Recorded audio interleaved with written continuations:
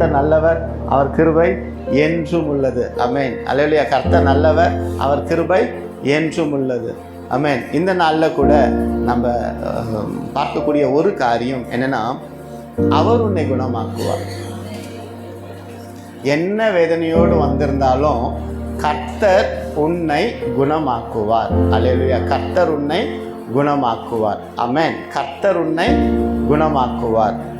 அல்லேலூயா. சொல்லுங்க, இயேசு என்னை குணமாக்குவார். இயேசு என்னை இயேசு என்னை குணமாக்குவார். அல்லேலூயா. எடுத்து வாசிங்க சங்கீதத்தின் புஸ்தகம் 147 அதிகாரம் 3வது வசனம்.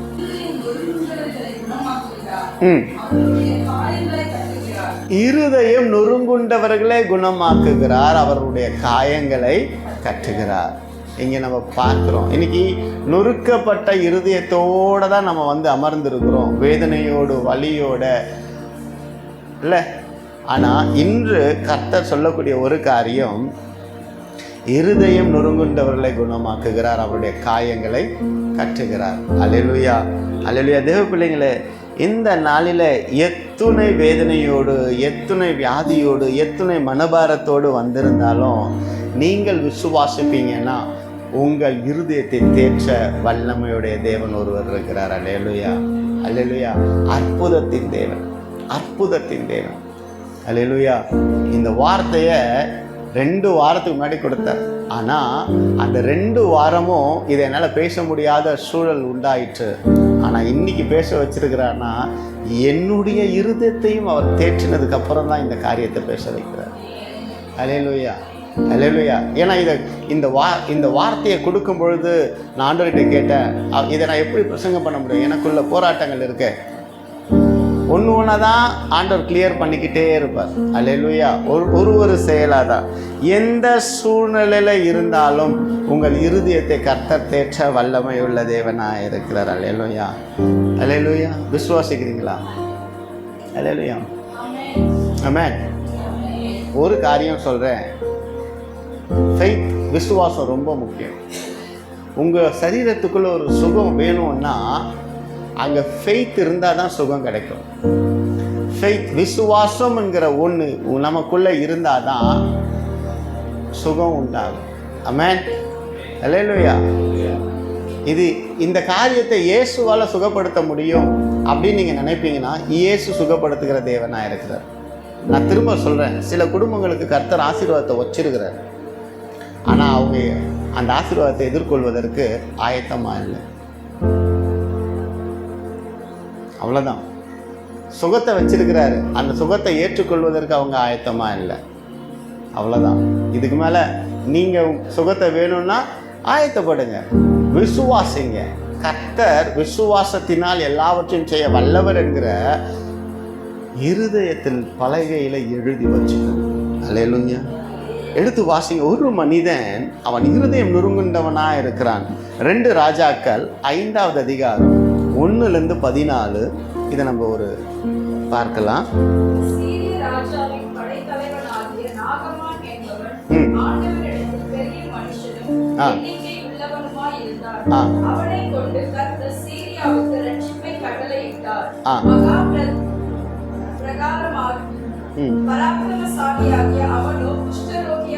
ஒரு நிமிஷம் இருங்க.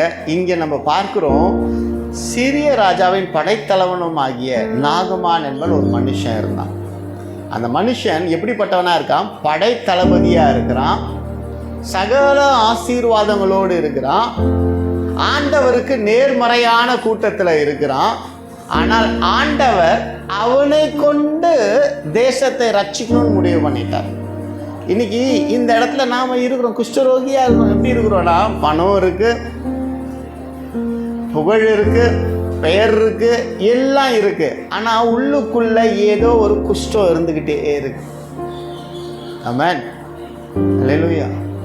ஏதோ ஒன்று உள்ளுக்குள்ள இருக்கு. அப்போ இன்னைக்கு இதை இப்படியும் பார்க்கலாம், இன்னொரு விதத்துல பார்க்கலாம். உன்னிடத்துல எல்லாமே இருந்தாலும் உன் இருதயம் நொறுக்கப்பட்டிருக்கோன்னா ஒன்றுத்துக்கும் பிரயோஜனம் இல்லை. பாருங்க, அவன் கூப்பிட்டா 1000 பேர் வருவான், அவனுக்கு சேவகம் பண்ணுவதற்கு 100 பேர் வருவான், பணத்துக்கு பஞ்சம் இல்லை. ஆனாலும் அவன் கூனி குறுகினவனாய் தன் இருதயத்துக்குள்ளே வாழ்ந்து கொண்டிருக்கிறான். தேவ பிள்ளைங்களே, என்றைக்குமே ஆண்டவருடைய பிள்ளைங்க கூனி குறுகி இருதயத்துக்குள்ளே கூனி குறுகி ஒடுங்கி போனவர்களாய் நொறுக்கப்பட்டவர்களாய் இருக்கவே கூடாது. அடிக்கடி நான் சொல்கிறது தான், நாம் வீட்டிலே பழைய சாதம் சாப்பிட்டாலும் உலகத்துக்கு முன்பாக நாம் நல்ல ஆகாரத்தை உட்கொள்கிற பிள்ளைகளாய் எப்பொழுதும் இருக்கணும். அல்லேலூயா, அல்லேலூயா. பஞ்சத்தில் இருக்கும் பொழுது கூட நாம் எப்படிப்பட்டவங்களாக இருக்கணும்னா, நொறுக்கப்பட்டவர்களாக இல்லை, நொறுக்கப்பட்ட இருதயங்கள் காயம் கட்டுவர்களாக விசுவாச பிள்ளைகளாக இருக்கணும். ஆமென், அல்லேலூயா. அப்போ இந்த இடத்துல பார்க்கிறோம், அவன் கூனி குறுகினவனாக இருக்கிறான். கொஞ்சம் யோசிச்சு பாருங்க. இப்போ நல்லா இருக்கிறோமா? எத்தனை பேர் நல்லா இருக்கிறோம்? கண்ணாடி முன்னாடி போயிட்டு எப்படி நிற்கிறோம்? இன்னும் கொஞ்சம் நான் வெள்ளையாக இருந்தால் நல்லா இருக்குமே, இல்லை? இன்னும் வெள்ளையாக இருந்தால் எனக்கு நல்ல மாப்பிள்ளை கிடச்சிருப்பாங்களே, இன்னும் இந்த ஏர் வந்து ஸ்ட்ரைட்னிங் பண்ணால் சூப்பராக இருக்குமே, இல்லை? இந்த லிப்ஸ்டிக் இன்னும் கொஞ்சம் டார்க்காக ஷேடு போட்டால் நல்லா இருக்குமே, இல்லை? இன்னும் அழகுபடுத்துறதுக்கு கண்ணாடி முன்னாடி இன்றைக்கும் நம்ம நின்றுக்கிட்டு இருக்கிற பிள்ளைங்களாக தான் இருக்கிறோம். இந்த நாகமான் கண்ணாடி முன்னாடி நிற்கும்போது எப்படி நின்று இருப்பான்? கண்ணாடியை பார்த்துருக்கவே மாட்டான். ஏன்? அவனுடைய அவலட்சணம் அவன் கண்களுக்கு முன்பாக நிற்கும் பொழுது அவன் கூனி குறுகி போனவனாக இருந்திருப்பான். பைபிள் அவன் கண்ணாடி முன்னாடி இருந்தானா இல்லை, நான் சொல்கிறேன். இன்னைக்கு நம்ம கண்ணாடி முன்னாடி நிற்கும் போது இறைவன் கொடுத்த இந்த படைப்பு அழகாக இருக்குன்னும் போதே நொந்து கொள்கிற பிள்ளைகளாக இருக்கிறோம். ஆமாவா இல்லையா? நொந்து கொண்டு வாழ்க்கையை வாழ்கிற பிள்ளைகளாக இருக்கிறோம். வேண்டாம். ஆண்டவருக்கு அது அருவருக்கத்தக்க செயல். என்ன சரீரத்தை கொடுத்துருக்காரோ, என்ன அவயங்களை கொடுத்தாரோ, கர்த்தாவே உமக்கு நன்றின்னு சொல்லும் பொழுது அந்த அவயங்களை இன்னும் புதுப்பிக்க வல்லமை செய்யக்கூடிய தேவனாக இருக்கிறார்.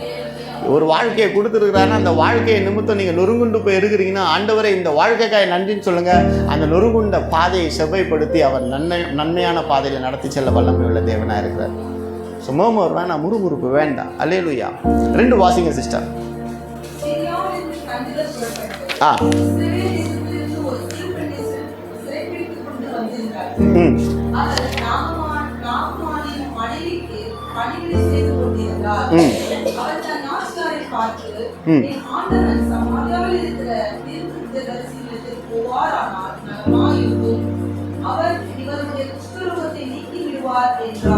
அல்லேலூயா. அங்க பாருங்க, ஒரு அடிமை பெண், தேசத்திலிருந்து பிடித்து கொண்டு வந்த அடிமை பெண் அந்த எஜமானனுடைய மனைவியிடத்தில் சொல்லும் பொழுது அந்த மனைவியானவள் பெருமை பாராட்டுகிறவளா இல்லாதபடி, உனக்கு என்ன தெரியும், நீ சொல்ல வந்துட்ட எனக்கு. நம்ம வீட்டில் எத்தனை பேர் சொல்லியிருக்கிறோம்? நான் சொல்லியிருக்கிறேன். உங்களுக்கெல்லாம் ஒன்றும் தெரியாது, நான் சொல்கிறத செய்யுங்கன்னு சொல்லியிருக்கேன். நீங்களாம் சொன்னது இல்லையா? எனக்கு ஒரு பிரதர் பார்ட்னர் கொடுத்துட்டார்.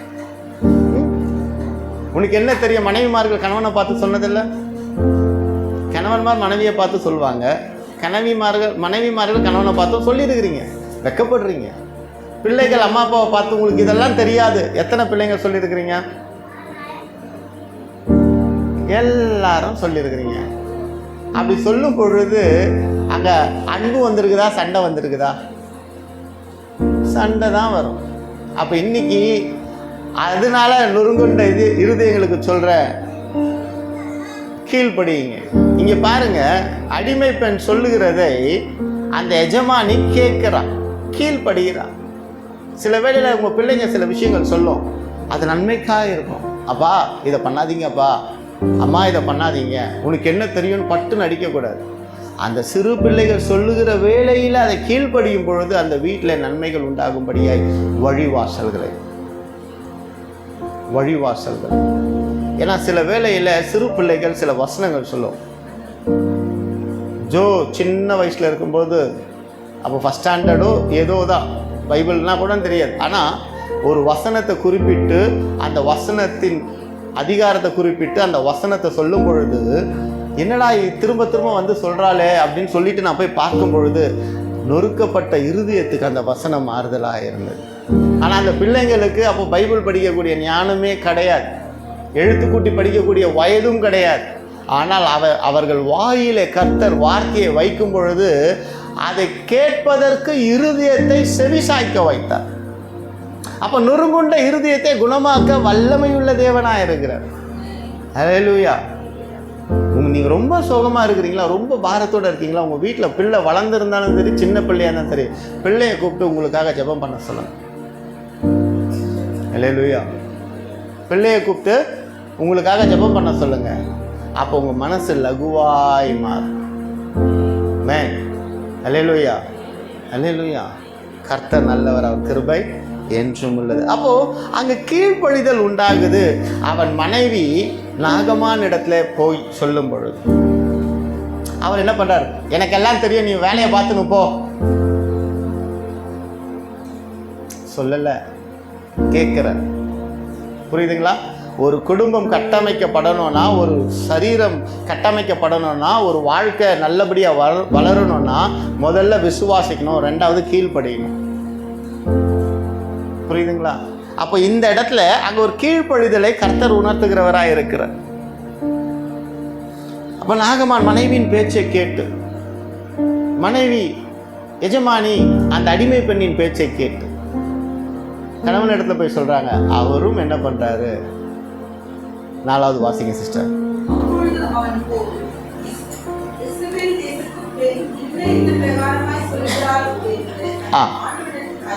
யார் இடத்துல சொல்றாரு? இங்க பாருங்க, ஆண்டவருக்கு விரோதமான கூட்டத்தில் இருக்கிற நாகமான் அங்க என்ன பண்றான்னா, அவனிடத்துல நல்ல பண்புகளை நம்ம பார்க்கிறோம். இது நாள் வரைக்கும் இதை எப்படி பார்த்தோம் தெரியல. ஆனா இன்னைக்கு கர்த்தர் காண்பிக்கிற ஒரு விதம், அவன் பெரிய பணக்காரனாய் படத்தளபதியா இருந்தாலும் கூட அவனால் சுகவாழ்வு வாழ முடியாத இருதயம் நொறுக்கப்பட்டவனா இருக்கிறான். முதல் பாயிண்ட். அடிமை பெண் சொல்லுகிறதை கீழ்ப்படிந்து கேட்கக்கூடியவனா இருக்கிறான். 2வது பாயிண்ட். 3வது பாயிண்ட், இது ரொம்ப ரொம்ப ரொம்ப ரொம்ப முக்கியம். 2வது பாயிண்ட் ரொம்ப முக்கியம். என்னன்னா, விசுவாசிக்கிறவனா இருக்கிறான். திரும்ப சொல்றேன் தேவ பிள்ளைங்களே, faith brings healing. விசுவாசம் சுகத்தை கொண்டு வரும். விசுவாசம் சுகத்தை கொண்டு வரும். விசுவாசம் தரித்திரத்தை நீக்கி போடும். விசுவாசம் வெற்றியை கொண்டு வரும். இறைவனிடத்துல நீ கம்யூனிகேட் பண்ணணும், இறைவனிடத்துல சுகத்தை பெற்றுக்கொள்ளணும்னா விசுவாசம் என்கிற கம்யூனிகேஷன் இறைவன் நம்ம இடத்துல எதிர்பார்ப்பார். ஏதோப்பா என் வாழ்க்கையில இப்படி இருக்குப்பா, செய்யுங்கப்பா, அது அல்ல இறைவன் எதிர்பார்க்கறது. இயேசு கிறிஸ்துவின் நாமத்தினால் இந்த வியாதி என் சரீரத்தை விட்டு நீங்கும், இந்த தரித்திரம் என்னை விட்டு நீங்கும். நீங்க செபிக்கும் பொழுது பரலோகம் மிரளும். ஏன்? விசுவாசத்துல ஆணி அடித்தவர்களாய். உலகத்துல ஒரு வண்டி நேரா வருது, தப்பான ரூட்ல வரான், நம்ம நேரா போவோம், தைரியமா போவோம், ஒதுங்கி போக மாட்டோம், அப்படியே பிரேக் அடிச்சு நிற்போம். எத்தனை பேர் நின்று இருக்கிறீங்க அந்த மாதிரி? நீ யாரா நேரா இப்படி வரத்து, நான் ஒழுங்கா வரேன், நீ தப்பு. நிற்போமா? நிற்க மாட்டோமா? நிற்போம். நான் நின்று இருக்கிறேன். அது எவ்வளோ பெரிய வண்டியாக இருந்தாலும் அவன் ஆறு நடிப்பேன், நான் ஒன்றுமே பண்ண மாட்டேன், அப்படியே நிற்பேன். ஏன்னா நான் ரைட்டான பாதையில் போகிறேன். அவன் திரும்ப ரிவர்ஸ் எடுத்து வேற பாதைக்கு போவான். எவ்வளோ பெரிய வண்டியாக இருந்தாலும் நான் செஞ்சுருக்கேன். ஏன்? நான் ரைட்டு. நான் தப்பு பண்ணும்போது நானும் அந்த மாதிரி பண்ணியிருக்கேன், திரும்பி போயிருக்கேன். அப்போ விசுவாசம்தான் உங்களுக்கு சுகத்தை கொண்டு வருங்க. ஒருவேளை உங்கள் விசுவாசம் செத்து போய் கிடக்கும்னா அந்த விசுவாசத்தை தட்டி எழுப்புங்க. நீங்கள் குணமாக்கப்பட வேண்டும் என்றால், உங்கள் இருதயம் நொறுங்குண்டதாக இருக்குதுன்னா அந்த நொறுங்குண்ட இருதயத்துக்கு நீங்கள் விசுவாசம் என்கிற தண்ணீரை நீர் பாய்ச்சுங்க. நடந்துருச்சு நான் என்ன பண்ணுவேன் இல்லை, அப்படியே நொறுங்கிட்டே தான் போவோம். இயேசுவின் நாமத்தினாலே கேட்கும் பொழுது அந்த இடத்துல ஒரு உயிர் மீட்சி வரும். அப்போ அங்கே நாகமான் பார்க்கணும், பணக்காரனாக இருந்தான், பணம் உனக்கு நிம்மதியை தரும், நொறுங்குண்ட இருதயத்துக்கு ஆறுதல் தரும்னா இல்லைங்க. நல்லா புரிஞ்சுக்கிங்க, பணம் தேவை. ஆனால் அந்த பணம் நமக்கு ஒரு ஆறுதல் தரும், ஆனால் அதுவே வாழ்க்கையாக இருக்கும்னா வாழ்க்கை இருக்காது. அப்போது பணமே பலம்ன்ற யாருன்னா இங்கே இருப்பீங்கன்னா இல்லை, அப்படி வேண்டாம். நம் வாழ்க்கையை நடத்துவதற்கு பணம் தேவை. அதை காட்டிலும் நமக்கு தேவன் தேவை. தேவன் இல்லாத பணம் சாபம். அல்லேலூயா. அப்போ அங்கே பார்க்கிறோம், அவன் நொறுங்குண்டவனா இருக்கிறான், கீழ்ப்படுகிறவனா இருக்கிறான். மூன்றாவது காரியம் என்ன பார்க்கிறோன்னா, தன் யாரிடத்துல போய் சொன்னா? பக்கத்து வீட்டில் போய் சொல்லலை, சர்ச்சி பாஸ்டர் கிட்ட சொல்லலை, சகோதரன் சகோதரி கிட்ட சொல்லலை. அவன் யாரை எஜமானன் என்று நினைக்கிறானோ ராஜாவின் இடத்துல போய் சொன்னவனா இருக்கான். அல்லேலூயா. நொறுக்கப்பட்ட இருதயத்துக்கு ஆறுதல் தரக்கூடிய ஒரே ஒருத்தர் இருப்பார், அது இயேசு கிறிஸ்து தான்.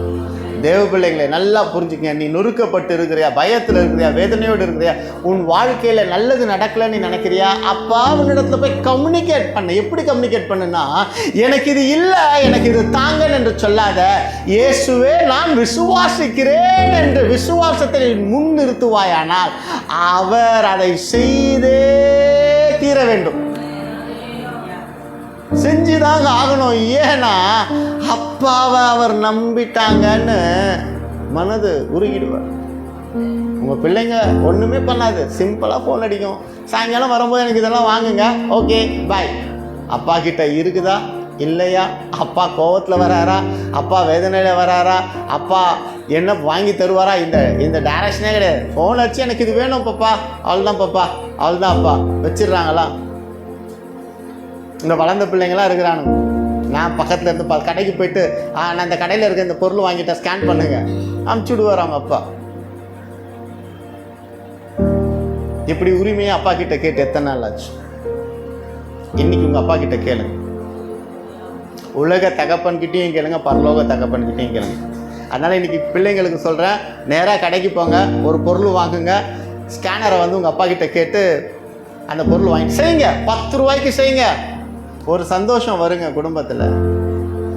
தகப்பனுக்கும் பிள்ளைக்கும் உறவுகள் வந்து புதுப்பிக்கப்பட்டதாக இருக்கணும். அந்த உறவு எப்போவுமே இருக்கணும். அப்போது சகோதரிகள் கேட்குறாங்க, அப்பா பிள்ளைங்களுக்கு மட்டும்தானா? உங்களுக்கும் தான் சிஸ்டர். போங்க, கணவன்கிட்ட நேராக கடைக்கு போயிட்டு கணவனுக்கு ஃபோன் அடித்து இந்த கடையில் இந்த பொருள் வாங்கிட்டு எனக்கு ஸ்கேன் பண்ணுங்க. அப்போ பாருங்கள், இதை கேட்கும்போது அவங்க இருதயம் சந்தோஷமாக இருக்குதுல்ல. இந்த 2 பசங்க பிளான் பண்ணிட்டாளுங்க, அவங்க அம்மா கிட்ட இன்னைக்கு என்ன வாங்கணும், சந்தோஷமாக. நொறுக்கப்பட்ட விஷயம் இதுவும் ஒரு நொறுக்குதல் தான். இப்படிப்பட்ட நிலையில் யாராவது இருப்பீங்க அப்படின்னா அந்த நிலை கர்த்தர் இயேசு கிறிஸ்துவின் நாமத்தினால் மாற்ற வல்லமை உள்ளவராக இருக்கிறார். அல்லேலூயா, அல்லேலூயா. அப்போ அங்கே பாருங்க, முதலாவது அவன் எங்கே போய் சொல்கிறான்னா, தன் ஆண்டவன் இடத்துல, வேற யார்கிட்டையுமே போல. அவன் வேதனை இருக்குது, வலி இருக்கு, ஆனால் அந்த வலிக்கு மருந்து கிடைக்குது, சொல்றாங்க, அதை விசுவாசிக்கிறான். அவன் விசுவாசித்து நேராக எங்கே போகிறான்? தன் எஜமான இடத்துல போகிறான். இல்லை நம்ம ஃபெயிலியருங்க. நம்ம இருதயம் ஏன் இன்னும் நொறுக்கப்பட்டுக்கிட்டே இருக்குது அப்படின்னா, நாம் போகக்கூடிய இடத்துக்கு போல பேசக்கூடியவரிடத்துல நாம் பேசலை. வீட்டில் இருக்கிறவன் தப்பு செய்கிறான்னு தெரியுது, வீட்டில் இருக்கிறவன் ஜெபம் பண்ண மாட்டாங்கறான்னு தெரியுது. நீ ஜெபம் பண்ணலன்னு சொல்லும் பொழுது சண்டைகள் இன்னும் மேலோங்கிக்கிட்டே இருக்கும். இல்லை, ஜெபம் பண்ணலையா, பரவாயில்ல, நீ போப்பா, நான் உனக்காக ஜெபம் பண்ணிக்கிறேன். இயேசுவேன்னு நிற்கும் பொழுது ஜெபம் பண்ணாமல் வெளில போனவங்க, அம்மா என்னை கூப்பிட்டியா, வா ஜெபம் பண்ணலான்னு வந்து உட்காருவாங்க. அல்லேலூயா, அல்லேலூயா.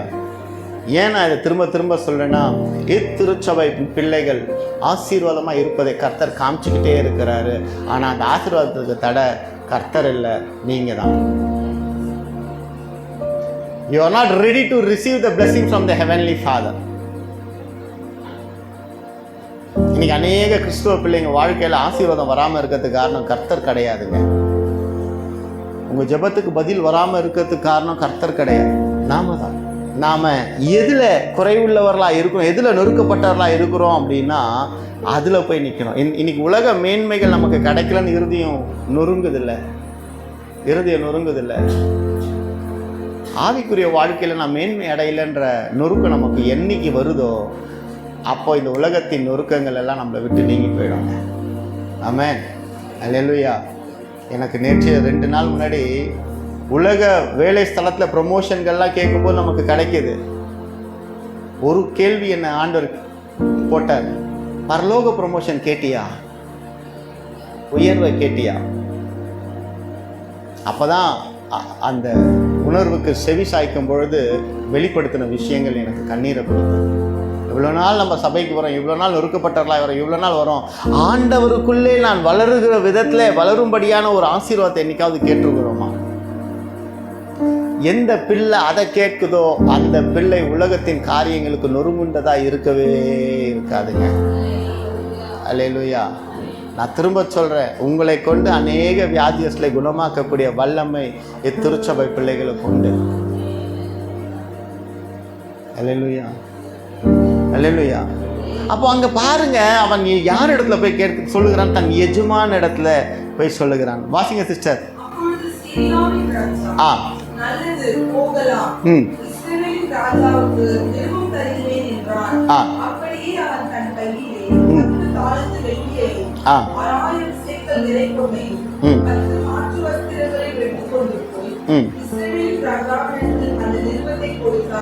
இருங்க, எழுதி கொடுத்த ராஜாவுக்கு விசுவாசம் நிச்சயம் இருந்திருக்காது. ஏன் அப்படின்னா, காலங்காலமாய் தன்னிடத்துல இருக்கிறவனை பார்த்துருப்பாரு.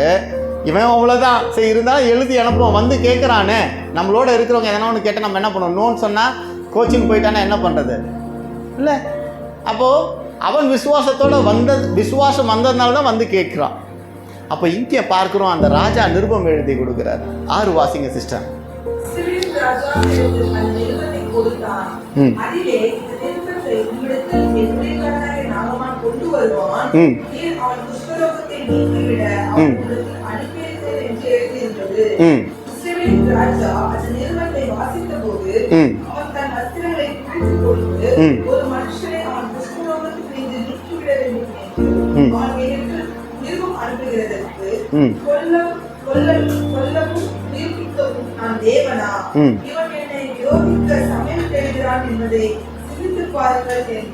இதை இப்படி பாட்டுங்க, ஆண்டவர் இப்போ வெளிப்படுத்துறதுனால நான் சொல்லுகிறேன். கேட்கிறவனுக்கு விசுவாசம் இருக்கு, வந்துருச்சு. இப்படி வச்சுப்போம், ஜெபிக்கிற உங்களுக்கு விசுவாசம் வந்துருச்சு. ஆமென். உங்க ஜெபத்துல இருக்கிறவங்களுக்கு விசுவாசம் இல்லை. புரியுதா? நாகமானுக்கு விசுவாசம் வந்துருச்சு. ராஜாவின் இடத்துல போறான், லெட்டர் எழுதி தராரு. விசுவாசம் இல்லாமல் தான் எழுதி கொடுத்துருப்பாரு. அதை எடுத்துகிட்டு போய் இன்னொரு ராஜா கிட்ட கொடுக்குறாங்க. அவரும் என்ன பண்ணுவார்? சொல்கிறாரு, ஒரு மனுஷனுடைய காரியத்தை செய்யறதுக்கு நானா தேவனான்னு கேட்குறாரு. அப்போ வீட்டில் இன்னைக்கு யாராவது விசுவாசத்தோட என் மகன் நல்ல அறிவாளியாக வளருவான் தாய்மார்கள் ஜெபம் பண்ணும்போது, நம்ம வீட்டு பிள்ளைங்க நானே பிட்டடிச்சாதான் பாஸ் ஆக முடியும், ஐயோ ஐயோ அப்படின்னு இருக்கக்கூடாது. ஏசப்பா என் வீட்டில் என் மனைவி அழகும் சௌந்தரியமாக இருக்கணும்னு யாராவது கணவன் ஜெபம் பண்ணும் பொழுது, நான் அழகாக இருக்க போகிறேன் அப்படின்னு மனைவிமார்கள் நினைக்கக்கூடாது. மனைவிமார்கள் கணவனுக்காக ஜெபம் பண்ணணும், என் கணவனுக்கு நல்ல ஞானத்தை கொடுங்க, நல்ல வருமானத்தை கொடுங்க, நல்ல செழிப்பை கொடுங்க கேட்கும்போது, எங்கிட்ட கொடுக்கறது எல்லா கதவும் அடைக்கப்பட்டாச்சு, இனி நான் எங்கே போவேன் அப்படி இருக்கக்கூடாது. அல்லேலூயா, அல்லேலூயா. விசுவாசத்தோடு அங்கே கேட்கும் பொழுது, அல்லேலூயா. வாசிங்க சிஸ்டர் 8.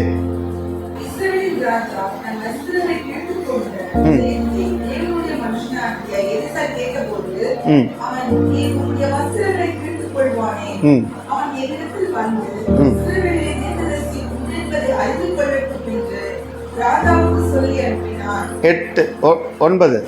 அப்படியே நாகமான் தன் குதிரைகளோடும் தன் ரதங்களோடும் வந்து எலிசாவின் வாசற்படியிலே நின்றான். அப்பொழுது எலிசா அவனுக்கு ஆள் அனுப்பி, நீ போய் யோர்தானில் 7 தரம் ஸ்நானம் பண்ணு, அப்பொழுது உன் மாம்சம் மாறி நீ சுத்தமாவாய் என்று சொன்னார். போதுங்க.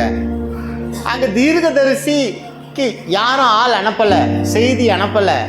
தீர்க்கதரிசி அதை உணர்ந்து ராஜாவுக்கு இந்த செய்தியை சொல்லி என்கிட்ட அனுப்புன்னு சொல்றாரு. நாகமான் எதோட போறான்? குதிரையோடு தன் ரதங்களோடு போறான்.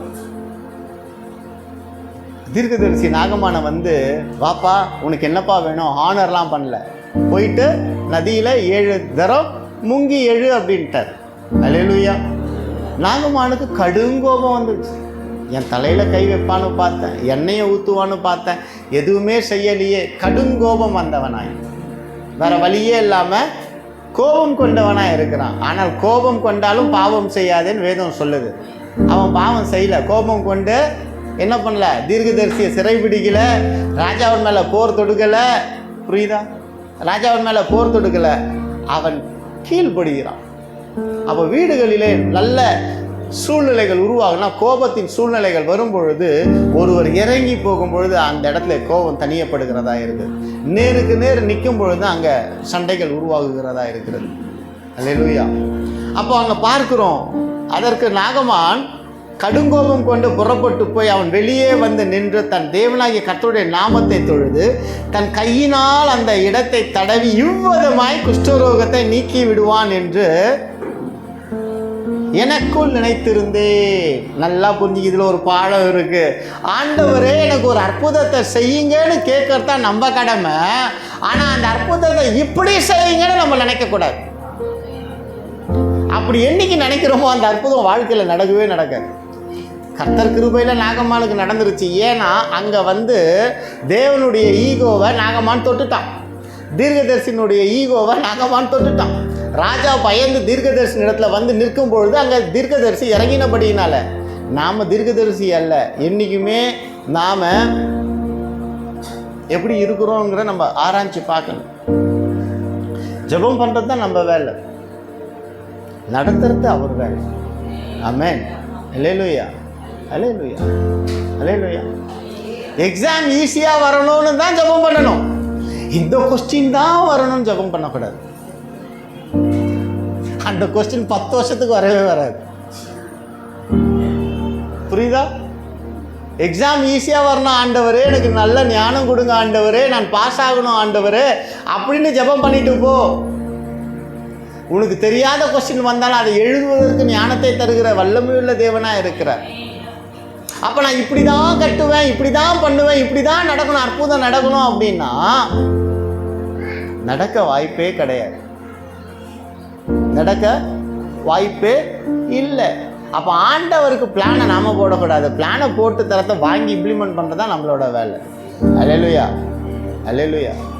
வழிவாசல்களை உண்டு பண்ணி தரணும். அங்கே நாகமான் எப்படி வந்து இயேசுவின் நாமத்தில், கர்த்தராக இயேசு கிறிஸ்து நாமத்தில் கையை வச்சு எண்ணெய் ஊற்றி ஜெபம் பண்ணுவாங்கன்னு எதிர்பார்க்குறாங்க. ஒன்றுமே தீர்க்கதரிசி முகத்தை கூட பார்க்கல. நாகமானுடைய முகத்தை போயிட்டு நதியில் 7 முறை முங்கி யாரை விட்டு அனுப்புகிறாரு?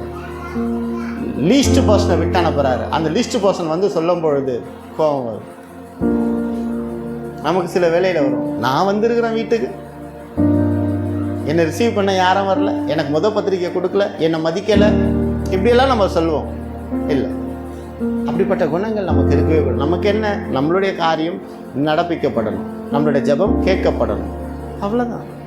அங்கே பாருங்க, கோபம் கொண்டவனாக இருக்கிறான். அல்லேலூயா, அல்லேலூயா. வாசிங்க சிஸ்டர், 12 வாசிங்க.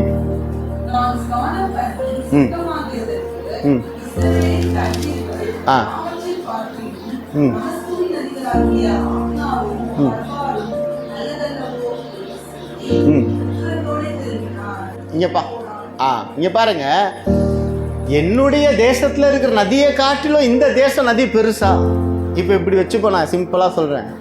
ஜெபம் பண்ணிட்டு எக்ஸாமுக்கு போமா, ஜெபம் பண்ணிட்டு வேலைக்கு போமா அப்படின்னு பெற்றவங்க சொல்றாங்க அப்படின்னா, நான் ஏன் ஜெபம் பண்ணணும்? எனக்கு தான் அறிவு இருக்கே, நான் நல்லா சம்பாதிப்பேன், நான் தான் படிச்சுட்டேனே, நான் நல்லா எழுதுவேன் அப்படிங்கிற மமதை இருக்குன்னா நம்மளால் வாழ்க்கையில் மேற்கொள்ள முடியாது. எண்ணங்கள் தாறுமாறாய் போகவே கூடாது. அங்கே கீழ்ப்படிதல் வரும் பொழுது அங்கே ஆசீர்வாதம் உண்டாகும். அப்போது அங்கே 13 வாசிங்க சிஸ்டர்.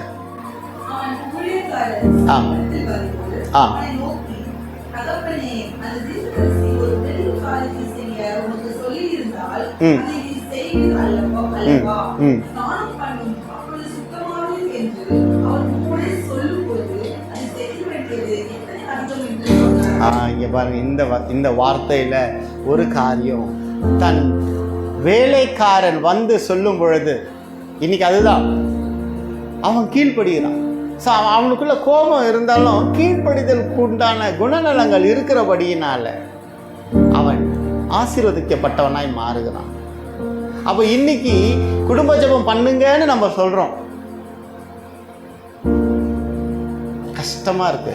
ஆனா இதுவே ஒரு காரியம் சொல்றேன், நீங்க வெளியில போயிட்டு அந்த பொருளை வாங்கிட்டு சந்தோஷமா இருங்க அப்படின்னு சொன்னா நீங்க செய்வீங்களா? செய்வீங்களா, செய்ய மாட்டீங்களா? இல்லை இப்படியும் சொல்லலாம், ஏதோ ஒரு காரியத்தை செஞ்சாதான் நீங்கள் நல்லா இருப்பீங்க அப்படின்னு நான் சொன்னேன்னா நீங்கள் அதை செஞ்சுட்டீங்களா செய்ய மாட்டீங்களா?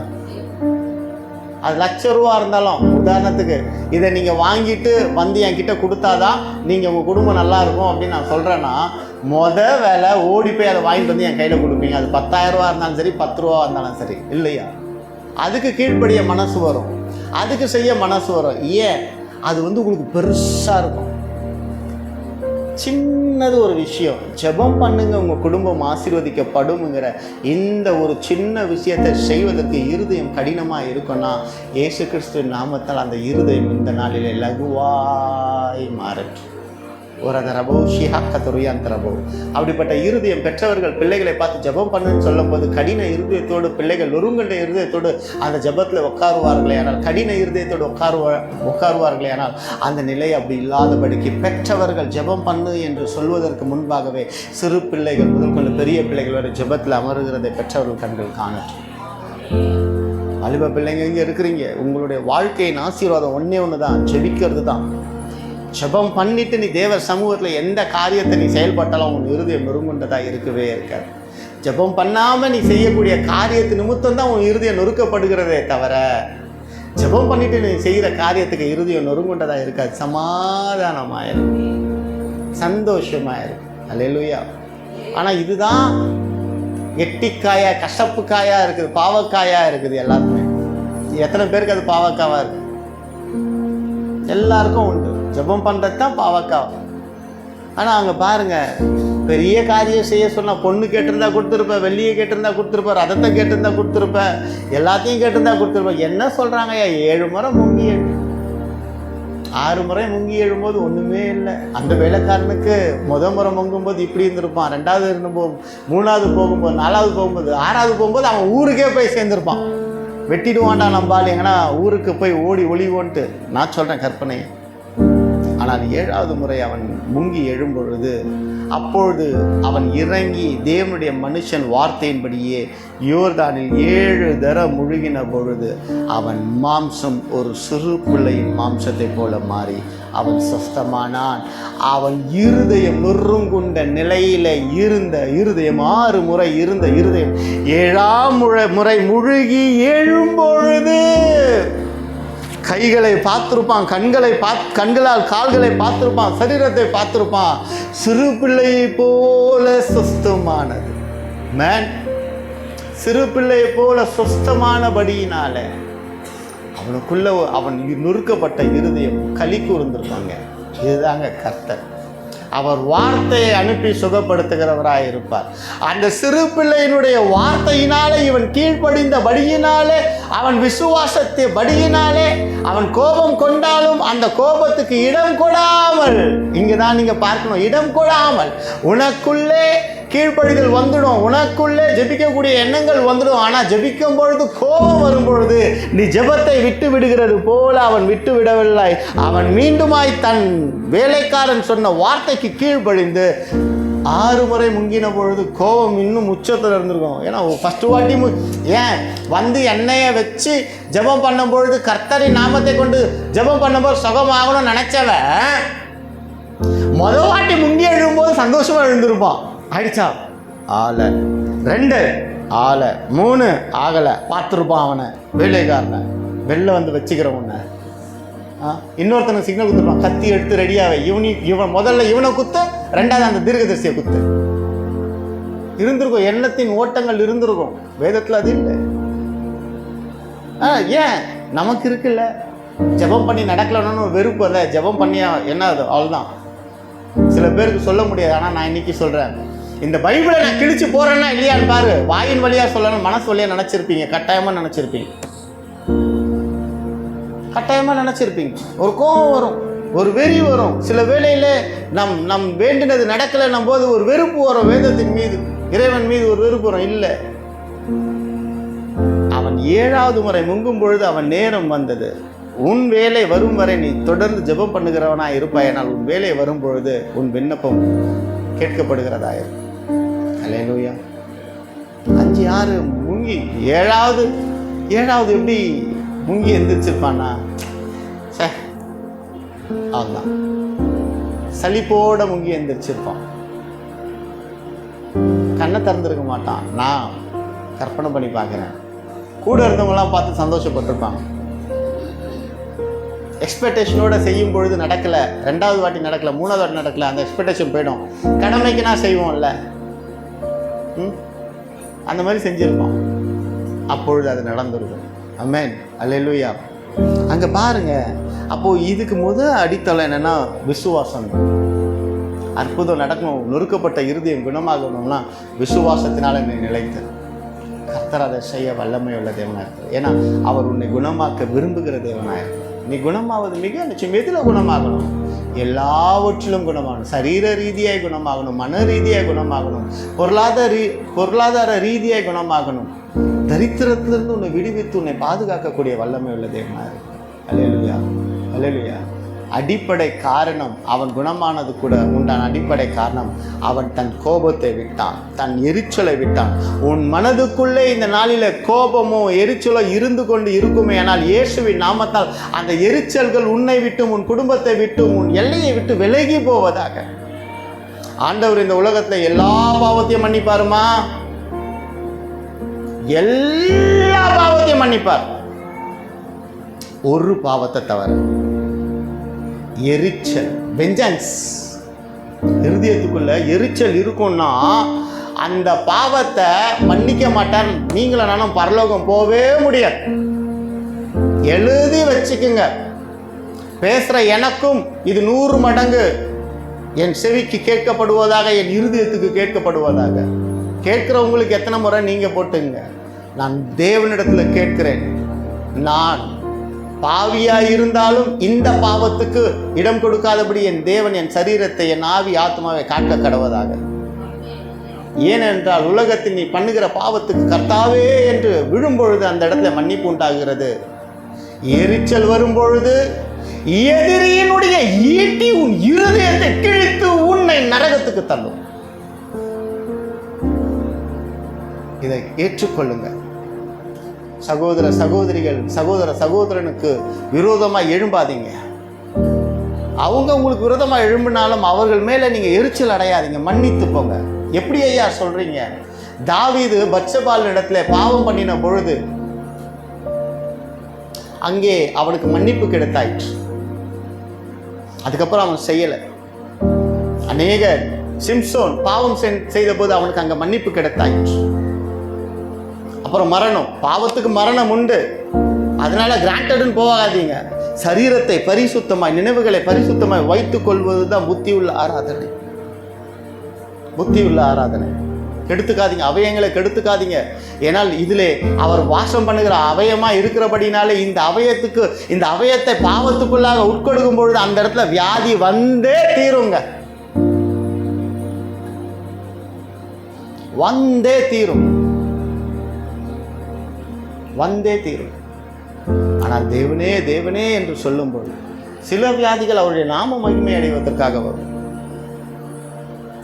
சவுல் எரிச்சலோடு கடைசி வரைக்கும் தாவீதை பார்த்து கொண்டே இருந்தான். கடைசி வரை அங்க ஒரு மனரம்யம் வரலையே. பரவாயில்லப்பா, நீ என் கூட தானப்பா இருந்த, ஓகே நீ வளரு, போ, நீ ஒரு தேசத்துக்கு போ, நான் ஒரு தேசத்துக்கு போறேன், நீ அங்க ராஜாவா இரு, நான் இங்க ராஜாவா இருக்கிறேன் அப்படின்னு சவுல் சொல்லியிருப்பானே. ஆனால் தாவீது காலத்துக்கும் சவுளுடைய பாதத்திலே அமர்ந்திருந்து சவுலுக்கு சேவகம் பண்ணுகிறவனா இருந்திருப்பான். ஆனா சவுலுக்கு எரிச்சல் வந்தபடியினால அவன் இருதயம் நொறுக்கப்பட்டதாய் மாறினது. அது வரைக்கும் நல்லா தான் இருந்தான். அப்ப அந்த நொறுக்கப்படுதல், எரிக்கப்படுதல் நமக்குள்ளே இருக்குமே. ஆனால் கர்த்தர் இந்த நாளில் அந்த எரிச்சலை நீக்கி போடுகிறவராயிருக்கு. யார் மேலேயும் எரிச்சல் வேண்டாங்க. இன்னைக்கு இயேசுவின் நாமத்தில் விசுவாசிக்கிறேன், அந்த எரிச்சல்கள் எல்லாம் கர்த்தர் அதமாக்கி போட வல்லமை உள்ள தேவனாயிருக்கிறார். அல்லேலூயா. அந்த எரிச்சல்கள் நீங்கட்டும். கணவனுக்கு மனைவி மேலே எரிச்சல் வேணாம், மனைவிக்கு கணவன் மேலே எரிச்சல் வேணாம், தாய் தகப்பனுக்கு பிள்ளைங்க மேலே எரிச்சல் வேணாம். அம்மா ஒன்று புரிஞ்சுக்க, உங்கள் பிள்ளைங்களை உங்களால் நேசிக்க தெரியலையா, அன்பு பாராட்ட தெரியலையா, விரோதிக்கிறீங்களா, அடிக்கிறீங்களா, என்ன வேணாலும் பண்ணிட்டு இருக்க தாய் தகப்பன் மாறா நீங்கள் இருப்பீங்கன்னா ஒரே ஒரு வார்த்தை நான் சொல்கிறேன், கேட்டுக்குங்க. இந்த கர்ப்பத்தின் கனி உங்களுக்கு திருமணம் ஆன உடனே கர்த்தர் கொடுத்தாரு. இந்த கர்ப்பத்தின் கனி கிடைக்காம இத்தனை நாள் உங்களை வச்சிருப்பார்னா இன்னைக்கு இந்த உலகத்துக்கு நீங்கள் மலடன் மலடி அம்மா, மலடன் மலடி. அந்த ஈன சொல்லுக்கு உங்களை எடுத்து போகாதபடிக்கு உங்கள் கர்ப்பத்தின் கனிகளை கொடுத்துருக்கனா, அந்த கர்ப்பத்தின் கனிகளை வளர்த்தெடுக்கிறதுக்கு ஞானத்தை கேட்டு அந்த பிள்ளைகளை வளர்த்தெடுங்க. அந்த பிள்ளைகளை எதிரியாய் பார்க்காதீங்க. அந்த பிள்ளைகளோட இருதயத்தை நொறுக்காதீங்க. உனக்கு உன் பிள்ளையை தவிர இந்த உலகத்துல எந்த மனுஷன் பெருசு கிடையாது ஐயா. உன் பிள்ளைங்களுக்கு நீ நேரம் கொடுக்க முடியலன்னா உன் நேரத்தை திருடுற அந்த வேலையே வேண்டாம். அந்த நண்பர்கள் வேண்டாம். உன் குடும்பத்தோட நீ சந்தோஷமா சிரிச்சு பேச முடியல, உன் குடும்பத்தோட பீச்சுக்கு போக முடியல, உன் குடும்பத்தின் கைகளை பிடித்து உன் பிள்ளைகளோட ஹோட்டலில் போய் உட்காந்து சாப்பாடு ஊட்ட முடியல, உன் பிள்ளைகளுக்கு ஒரு வாய் எடுத்து ஊட்ட முடியல, வேண்டாம். அப்படிப்பட்ட நீ சம்பாரிச்சு என்ன ஆக போது? ஒண்ணுமே வேண்டாம். நீ 1000 பேருக்கு போதிக்கிறவனா இருக்கலாம், நீ 1000 பேருக்கு எடுத்துக்காட்டா இருக்கலாம், ஆனால் உன் பிள்ளைக்கு நீ ரோல் மாடலா இல்லைன்னா நீ அவுட்.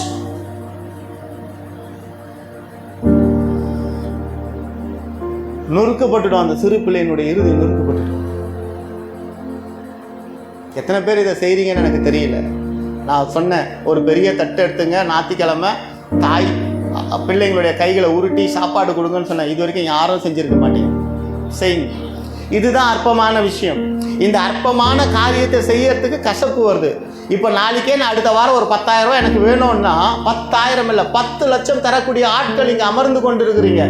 பாசத்தினால தருவீங்க, அன்பினால தரக்கூடிய ஆட்கள் இங்கே இருக்கிறீங்க. உயிரை கொடுனா கொடுப்பீங்க. பவுல் சொல்வார்ல, எனக்கு கண்ணை கொடுனா கொடுத்துருப்பீங்கன்னு சொல்லக்கூடிய ஆட்கள் இருக்கிறீங்கன்னு பவுல் சொல். அதே போல இங்கே லட்சங்கள் இல்லை, 1 லட்சம் இல்லை 10 லட்சம் கேட்டெல்லாம் கொடுக்கக்கூடிய ஆட்கள் இங்கே அமர்ந்து கொண்டு இருக்கிறீங்க.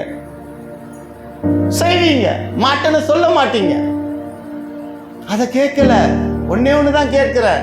ஒரு பெரிய தட்டை எடுத்து குடும்பமாய் உட்காந்து ஒரு கைப்பிடி சாதத்தை மகளுக்கு ஊட்டி பாருங்கய்யா, மகளுக்கு ஊட்டி பாருங்கய்யா. அந்த நொறுக்கப்பட்ட இருதயம் தேற்றப்படுகிறதா இருக்கட்டும். உன் இருதயம் நொறுங்குதுன்னு மட்டும் தேவனிடத்தை விண்ணப்பம் வைக்கிறான். அந்த சிறு இருதயம் நொறுக்கப்படுகிறத நீ உணராயோ?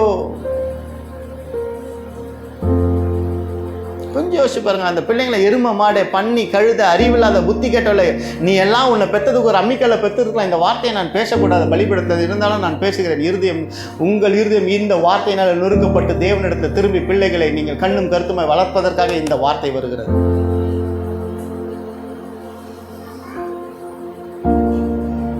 உன்னை கல்யாணம் பண்ணிட்டு நான் என்னத்தை கண்டேன்? No, never. கணவனும் மனைவியை பார்த்து சொல்லக்கூடாது, மனைவியை கணவனை பார்த்து சொல்லக்கூடாது. நம் வார்த்தையினால் பிறருடைய இருதயத்தை காயப்படுத்துறலாம் நாம் இருக்கவே கூடாது. நீ கொஞ்சம் யோசிச்சு பாருங்க. அந்த புத்திர ஸ்வீகாரத்தை தரலைன்னா நமக்கு இந்த மரியாதை கிடைச்சிருக்குமா? வேண்டாங்க, வேண்டாம். திரும்ப சொல்கிறேன், ஒரு குடும்பம் எப்படிப்பட்டதாக இருக்குன்னா, வேலை முடிச்சாச்சா நேராக வீட்டுக்கு வந்து கணவன் மனைவியோட உட்காந்துடணும். வீட்டுக்குள்ளே பேசலனாலும் பரவாயில்ல, கணவன் மனைவி முகத்தை பார்க்கட்டும், மனைவியோட முகத்தை கணவன் பார்க்கட்டும், பிள்ளைகளுடைய முகத்தை தாய் தகப்பன் பார்க்கட்டும். அவ்வளோதான். வீட்டுக்குள்ளே வந்துடுங்க. அங்கே நிற்கிறது, இங்கே நிற்கிறது, இங்கே போகிறது, அங்கே போகிறது. வேலை முடிஞ்சால் நேராக வீட்டுக்கு தான். ஊருக்கு உதவி செய்து குடும்பத்தை விட்டுட்டோன்னா அந்த ஊர் வந்து நம்மளை கேவலமாக பேசுங்க, கேவலமாக பேசும். எவனுக்கு உதவி செய்தோமோ அவனே நம்மளை கேவலமாக பேசுவான். அந்த நிலை நம் குடும்பம் போகக்கூடாது. அவனுக்கு அவன் குடும்பத்தை பார்த்துக்க தெரியும். அவனை உங்களோட இருக்கிற தீய நண்பர்கள் வந்து ஒரு நாள் வந்து உங்களுக்கு நன்மை செய்ய சொல்லுங்க பார்க்கலாம். ஒருத்தன் செய்ய மாட்டான், ஒருத்தன் செய்ய மாட்டான், ஒருத்தன் செய்ய மாட்டான். கூட படிக்கிற நண்பர்கள் கூட சரி, ஒருத்தன் ஒரு நன்மை செய்வதற்கு வரவே மாட்டான். தீமை செய்வதற்கு தான் நிறைய கூட்டம் வரும். அப்படிப்பட்ட தீய நண்பர்களை விட்டு குடும்பத்தோடு வந்து அமர்ந்து உட்காந்து, நான் ஒரு சாட்டு போடுறேன், மாசத்தில் ஒரு 2 வாட்டினாச்சும் குடும்பங்கள் பீச்சுக்கோ பார்க்குக்கோ போகணும். டிக் அடிக்கணும். அடிக்கலைன்னா நான் உங்கள் குடும்பத்தோட வந்து நான் வருவேன் உங்களோட. அவ்வளோதான். கட்டாயப்படுத்தி கொண்டு போவேன். ஒரு சபையின் வேலை இதுவாகவும் இருக்கிறது. புத்தியுள்ள ஸ்திரீ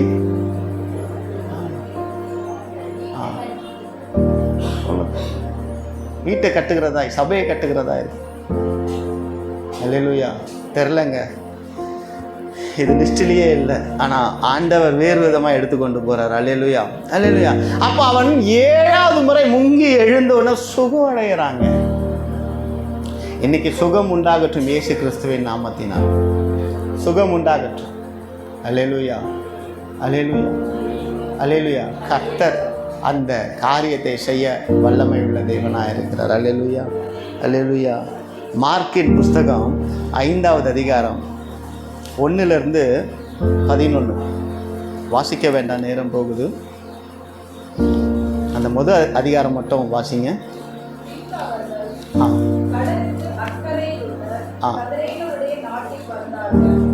அடுத்து வாசிங்க.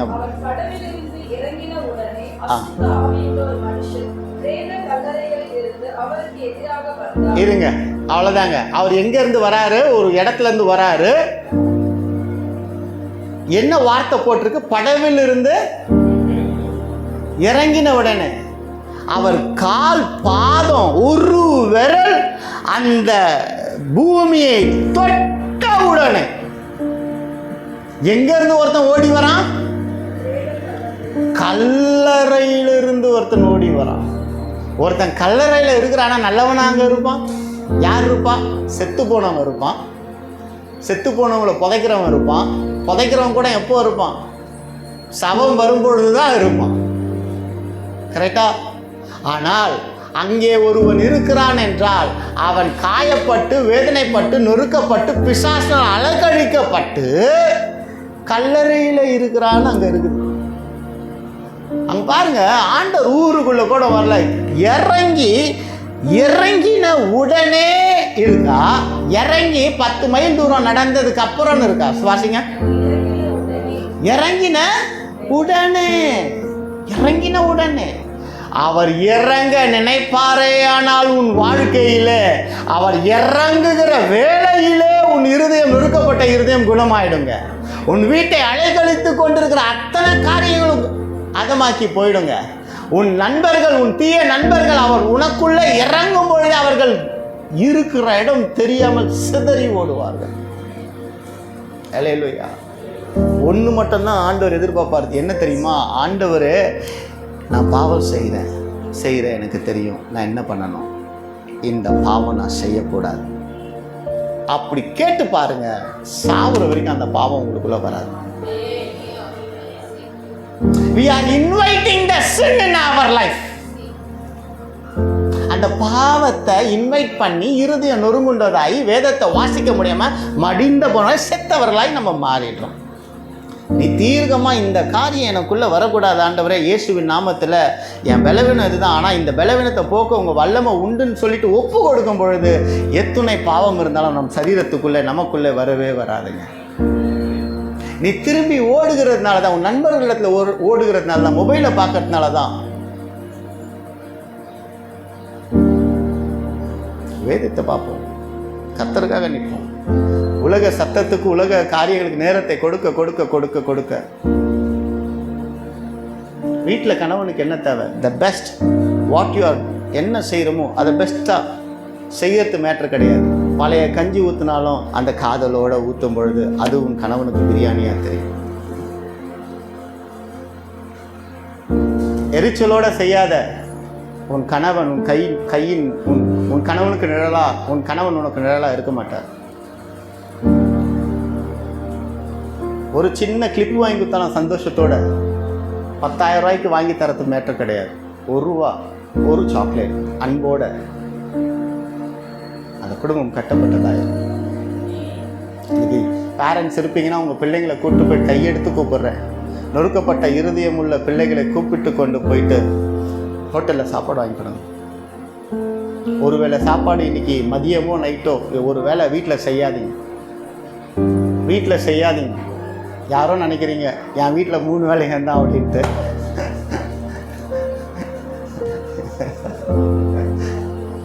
என் வீட்டில் 3 வேலையும் ஹோட்டல் தான் அப்படின்னு மேரி சிஸ்டர் நினைக்கிறேன்.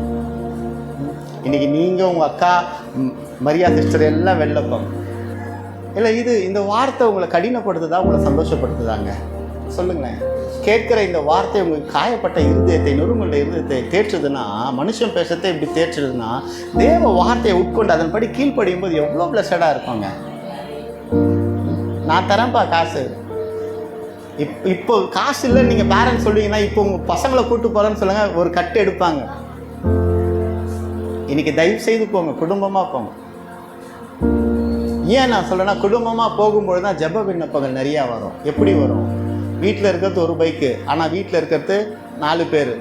ஆண்டவரே நாங்கள் இப்படி போகிறோமே ஆண்டவரே, எங்களுக்கு ஒரு கார் கிடைக்க உதவி செய்யணும், ஒரு ஜெபம் வரும். அந்த ஜெபத்தை மனைவி கேட்பாங்க. மனைவி கேட்குற ஜெபத்தை தாய் தகப்பன் பேசுகிறத பிள்ளைங்க கேட்கும். ஆமாம்ல, நம்ம வீட்டில் ஒரு கார் இருந்தால் நல்லா இருக்கும்னா பிள்ளைங்க ஜெபம் பண்ணும், பரலோகமாக அதை நிறைவேற்றும். சரிங்க, பாருங்களேன், இந்த வார்த்தை உங்களை சிரிக்க வைக்குதா? ஒரு மனுஷன் பேசுகிற வார்த்தையை உங்களுக்கு சிரிப்பை கொடுக்குதுன்னா, தேவன் நொறுக்கப்பட்ட இருதயத்தை தேற்றவாள்னா வந்து நிற்கும் பொழுது என்ன பண்ணுவார்? ஆறுதல் படுத்துகிறார். அப்போ அங்கே பாருங்கள், படவிலே இருந்து இறங்கி அவர் காலை ஒரு கால் பட்டிருக்கும், 2 காலை வச்சு இறங்குவாரா, ஒரு காலை வச்சு இறங்குவாரா? ஒரு கால். முதல்ல கட்டவரல் பட்டிருக்கும். அந்த கட்டவரல் பட்ட உடனே பிசாசு கல்லில் இருந்து ஓடி வந்துருச்சான். உங்களுக்கு எனக்கும் என்ன டீலிங்க? நீங்கள் ஏங்க என்ன வேதனைப்படுத்த வரீங்க? ஆண்டவர் வேற எதுவுமே பேசல. அவனுக்கு விடுதலை. 1000 லேகியோன்கள் அவனுக்குள்ளே இருக்கும்பொழுது அவனுக்கு விடுதலையை கொடுக்க கர்த்தர் வல்லமை உள்ள தேவனாக இருக்கிறார். அப்போ அந்த பிசாசு வைக்கிற விண்ணப்பம், எங்களை எங்கேயும் தள்ளிடாதையா, இந்த பண்ணிக்குள்ளனாச்சும் நாங்கள் போகிறோயா. ஓ தரிக்கெட்ட ஜனங்கள், ஒருவன் சுகம் அடைந்தான் என்பதை கண்டு கர்த்தரை மெச்சிக்கொள்ளவில்லை, என் ஊரின் எல்லைக்குள்ளே இருந்து வெளியே போன்னு சொல்லக்கூடிய ஜனங்களாக இருக்குது. அந்த ஜனங்கள் அதுக்கப்புறம் ஆசீர்வதிக்கப்பட்டு இருப்பாங்களான்னா இல்லைங்க. ஆசீர்வாதத்தை கண்டதுக்கப்புறம் கர்த்தரை பார்க்காம விட்டுன்னா அவுட்டு. ஆசீர்வாதத்தை பெற்றுக்கொண்டதுக்கப்புறம், குணமாகினதுக்கப்புறம் கர்த்தரை பார்க்காம விட்டு அவுட்டு. கல்லறையில் சும்மா உட்காந்துருப்பானா, கல்லறையில் உட்காந்து மண்ணை சாப்பிட்ருப்பான், கல் எடுத்து தலையை கீறி இருப்பான், அலக்கழிக்கப்பட்டிருப்பான், நொறுக்கப்பட்டிருப்பான். அவன் இருதயம் நொறுங்குண்டதாய் மாறி இருக்கும். என்ன பண்ணுறோன்னு தெரிஞ்சிருக்காது. சங்கிலினால் அநேகர் அவனை இழுக்க முடியாதபடிக்கு அவன் வலிமை உள்ளவனாக இருக்கிறானா. யோசிச்சு பாருங்க. அப்போ அவனுக்குள்ள எத்தனை கட்டுகள் இருந்திருக்கும், எத்தனை பாவங்கள் இருந்திருக்கும், எத்தனை சத்துருக்கள் அவனுக்குள்ள இருந்திருப்பாங்க. ஒன்றுமே பேசலப்பா, காலை வச்சாரு, வெள்ள ஓடி வந்துருச்சு. உன் இல்லத்தில் அவர் காலை வைப்பாருன்னா உன் இல்லத்துக்குள்ள இருக்கிறதெல்லாம் வெளில ஓடி போயிடும். அல்லேலூயா. விசுவாசிக்கிறீங்களா? அல்லேலூயா, அல்லேலூயா. கர்த்தர் நல்லவர், அவர் கிருபை என்றும் உள்ளது. ஆமென். அல்லேலூயா, அல்லேலூயா, அல்லேலூயா. கர்த்தர் நல்லவர், அவர் கிருபை என்றும் உள்ளது. யோவானின் புஸ்தகம் 5வது அதிகாரம் 1வது வசனத்திலிருந்து 9 வரைக்கும். இந்த ஸ்டோரி நம்ம எல்லாத்துக்குமே தெரியும். அல்லேலூயா. இந்த ஸ்டோரி நம்ம எல்லாத்துக்குமே தெரியும். 38 வருஷம் அங்கேயே கிடக்குறான்னா உதவி செய்ய யாரும் இல்லை. இன்றைக்கி உனக்கு உதவி செய்ய யாருன்னா இயேசு உன்னை தேடி வர. என்ன வியாபாரம் பண்ணணும்னு கேட்குறீங்களா? பண்ணுங்க, கேளுங்க. ஆண்டவர் தர வல்லமை உள்ள தேவனாக இருக்கிறார். அங்கே அவன் சுகத்தை பெற்றுக்கொண்டான். அடுத்து அங்கே 14, எனக்கு இது ரொம்ப ரொம்ப பிடிச்ச ஒரு காரியம். எடுத்து வாசிங்க. போதுங்க. அதற்கு பின்பு இயேசு அவனை எங்கே பார்த்தாரு? பார்க்கில் பார்க்கல, பீச்சில் பார்க்கல, எங்கேயுமே பார்க்கல. எங்கே பார்த்துருக்கிறாரு? இன்னைக்கு அநேகர் சுகத்தை பெற்றுக்கொண்டு தேவாலயத்தில் அவர்களை தேடுகிறவர்களாய் நாம் மாறிட்டோம். அற்புதத்தை பெற்றுக்கொண்டு போன ஜனங்கள் திரும்ப தேவனிடத்தில் திரும்பாதபடிக்கு உலகத்தில் போய் அழிந்து போனவர்களாய் நம்ம பார்க்கிறோம். அவன் புத்தி உள்ளவனாய் இருந்தபடினால திரும்ப மீண்டுமாய் தேவாலயத்துக்குள்ள. இன்னைக்கு தேவ பிள்ளையே, எத்தனையோ சுகங்கள், எத்தனையோ காரியங்கள் கர்த்தர் உனக்கு கொடுத்துருக்கிறாரு. இன்னைக்கு தேவ சமூகத்தில் நீ வருவதற்கு தீவிரப்படு. அவர் வருகை வரும்பொழுது சபை தான் முதல்ல எடுத்துக்கொள்ளப்படும். அந்த டைமில் நான் பார்க்கில் இருந்தேன், வீட்டில் இருந்தேன், தூங்கிட்டு இருந்தேன். ஆராதனை வேளையில், ஆராதனை நேரத்தில் நீ சபையில் இருக்கணுமே தவிர உலகத்துக்குள்ளே கால்கள் இருக்கக்கூடாது. அது கல்லறைக்கு நம்ம நேராக எடுத்துக்கொண்டு போவோம்.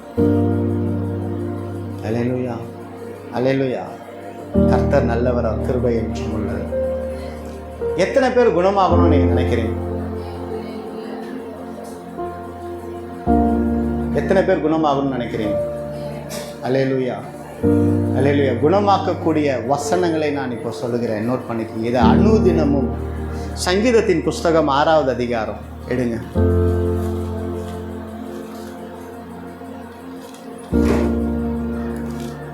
இதை குறித்து கர்த்தருக்கு சித்தமானால் ஒரு நாளிலே டீட்டெயில்டாக பார்க்கலாம். ஆனால் தேவ பிள்ளைங்களே, இதை நீங்கள் விசுவாசிப்பீர்களே ஆனால் சங்கீதத்தின் புஸ்தகம் 6வது அதிகாரம். நாம் குணமடைய வேண்டும் என்றால் கர்த்தரிடத்தில் ஒரு வார்த்தை சொல்லும். கர்த்தாவே, உம்முடைய கோபத்திலே என்னை கடிந்து கொள்ளாதையும், உம்முடைய உக்கிரத்திலே என்னை தண்டியாதையும். பாவ அறிக்கை பண்ணுகிறவர்களாய் நாம் இருக்கணும். அதில் பார்க்கிற 2வது அதிகாரம், என் மேல் இரக்கமாயிரும் கர்த்தாவே, நான் பலனற்று போனேன், என்னை குணமாக்கும் கர்த்தாவே, என் எலும்புகள் நடுங்குகிறது. அனுதினமும் இதை சொல்லுங்க, இதை நோட் பண்ணிக்கங்க.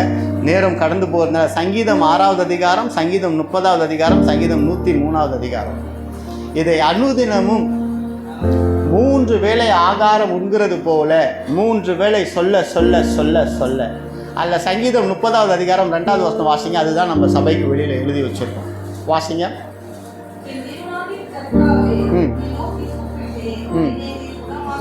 உம்மை நோக்கி கூப்பிட்டேன், என்னை நீர் குணமாக்கினீர். கர்த்தர் உன்னை குணமாக்க வேண்டும் என்றால் யாரை நோக்கி கூப்பிட வேண்டும்? அவ்வளவுதான். சங்கீதம் 6, சங்கீதம் 30, சங்கீதம் 103, இந்த 3 அதிகாரங்களையும் விசுவாசத்தோடு அனுதினமும் ஜெபிக்க வேண்டும். இதை படிக்க படிக்க படிக்க வீடுகளில் இருக்கிற தாறுமாறுகள் உங்களை விட்டு நீங்கி போகும். அல்லேலூயா. ஓசியா 14வது அதிகாரம் 4வது வசனம், நான் அவர்கள் சீர்கேட்டை குணமாக்குவேன். அல்லேலூயா, அல்லேலூயா. ஆண்டவர் சொல்றாரு பாருங்க, ஓசியாவின் புஸ்தகம் 14:4 வாசிங்க சிஸ்டர். அதை நான் அவர்கள் சீர்கேட்டை குணமாக்குவேன். நல்லா புரிஞ்சுக்குங்க தேவ பிள்ளைங்களே, அவர்கள் சீர்கேட்டை குணமாக்குவேன். இன்னைக்கு சீர்கேடான காரியங்கள் நமக்குள்ளே இருக்குமே, ஆனால் நம் சீர்கேட்டை அவர் குணமாக்க வல்லமையுள்ள தேவனாய் இருக்கிறார். அல்லேலூயா, அல்லேலூயா. எத்தனை சீர்கேடு சரீரத்தில் இருந்தாலும், எத்தனை சீர்கேடு மனசில் இருந்தாலும் நம் சீர்கேட்டை குணமாக்குவேன்னு சொல்றாருங்க. இதை விட நொறுக்கப்பட்ட இருதயத்துக்கு வேற ஆசீர்வாதம் என்னங்க வேணும்? அல்லேலூயா. அடுத்த லைன் வாசிங்க சிஸ்டர். அல்லேலூயா. மனப்பூர்வமாய் நான் சிநேகிப்பேன். சிநேகிப்பேன் இல்லை, சிநேகித்தேன் அல்ல, சிநேகிப்பேன். மனப்பூர்வமாய். மனப்பூர்வம்ங்கிறது என்னன்னா, அது ஒரு சத்தியத்துக்கு ஈக்குவலான ஒரு விஷயம்தான். From the heart Heavenly Father saying, I will love my people. Hallelujah. From the heart. அவ்வளோதாங்க. அந்த வார்த்தை வரும்பொழுது என்ன ஆகும் அப்படின்னா, அங்கே இருக்கிற கசப்புகள், வைராக்கியங்கள், நீங்கள் வீட்டுக்கு இப்போ கணவன் வரல, நீங்கள் வீட்டுக்கு போங்க, உங்கள் ஹஸ்பண்டை கூப்பிட்டு ஃபேஸ் டு ஃபேஸ் பார்க்க வச்சு மனப்பூர்வமாக நான் சிநேகிக்கிறேன். ஐயோ என் ஒய்ஃப்க்கு பைத்தியம் பிடிச்சிருச்சின்னு உங்கள் கணவர் வந்து எனக்கு ஃபோன் அடிப்பார். ஐயோ மென்டல் ஆயிட்டா என் ஒய்ஃபு, மென்டல் ஆயிட்டா, ஏற்றுக்காது. அவர் இருந்தே நொறுக்கப்பட்டுடும். இன்னைக்கு பாயாசமா, இன்னைக்கு சக்கரை பொங்கலான்னு அவரு இதே நொறுக்கப்பட்டுடும். இல்லை, மனப்பூர்வமாய் சிநேகிக்கிறேன். பிள்ளைங்க பெற்றவங்களை பார்த்து சொல்லுங்கள், எந்திரிச்சு சொல்லுங்கள், பெற்றவங்களை பார்த்து இப்படி சொல்லுங்கள், மனப்பூர்வமாய் நான் சிநேகித்தேன் சொல்லுங்கள், பரவாயில்ல. அல்லேலூயா. சீக்கிரம் சீக்கிரம். மனப்பூர்வமாய் சிநேகிக்கிறேன். கசப்பு, வெறுப்பு, வைராக்கியங்கள் எல்லாம் மறைந்து போகட்டும். மனப்பூர்வமாய் நான் சிநேகிக்கிறேன். அம்மாவை பார்த்து, அப்பாவை பார்த்து மனப்பூர்வமாய்.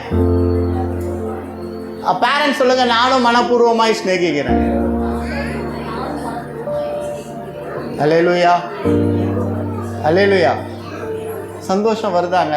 இப்போ நொறுக்கப்பட்ட இருதயம் ஆறுதல் படுதா? அல்லேலூயா, ஆறுதல் படுத்தப்படுதா?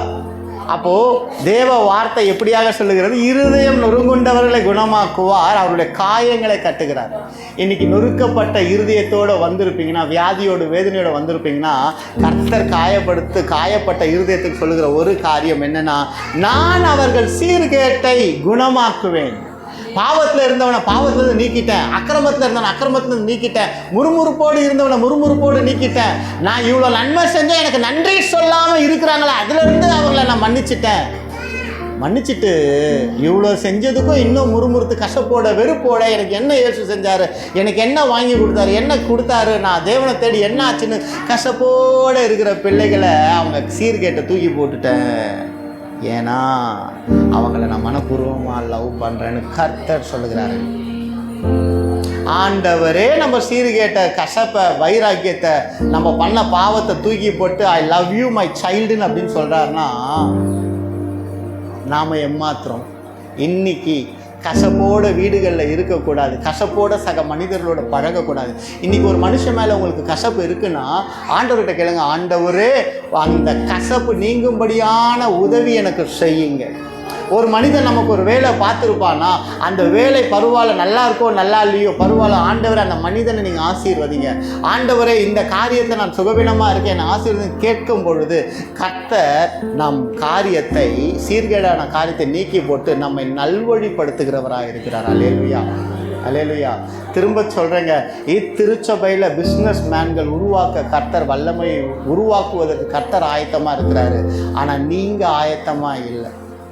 நீங்கள் உங்கள் வாழ்க்கையை எப்படி பார்க்குறீங்கன்னு எனக்கு தெரியல, ஆனால் கர்த்தர் உங்கள் வாழ்க்கையை காண்பிக்கிற விதம் எனக்கு ஆச்சரியமாக இருக்கு. இவங்க வாழ்கிற வாழ்க்கைக்கு இந்த காரியம் உங்களுக்கு நடக்குமான்னு எனக்கு கேள்வி வருது. அவர் கேட்குறாரு, செய்யறது நான், பார்க்கறது உனக்கு என்ன பிரச்சனை? ஏன் இன்னைக்கு வாழ்க்கையை நான் பார்க்குறேன், கர்த்தர் உன்னுடைய நாளைய வாழ்க்கையை பார்க்கிறார். நாளை கர்த்தருடையது, நாளைய தினம் கர்த்தருடையது. அப்போ நாளைய தினத்தை நீ எப்படி மாற வேண்டும் என்ற கர்த்தர். ஆம் தகப்பனே, நீங்கள் நொறுங்குண்ட இருதயத்தை குணமாக்குகிற தேவனாக இருக்கிறேன். இந்த பிள்ளைகளுக்கு நல்ல சுகத்தை, பலத்தை, ஆரோக்கியத்தை தாங்க. காயங்களை கட்டுங்க. வேண்டாத பலவீனங்கள் இயேசு கிறிஸ்துவின் நாமத்தால் விலகி போகும்படியாக உங்களுடைய பாதத்தில் ஒவ்வொரு பிள்ளைகளையும் ஒப்பு கொடுக்கிறோம். ஆண்டவர்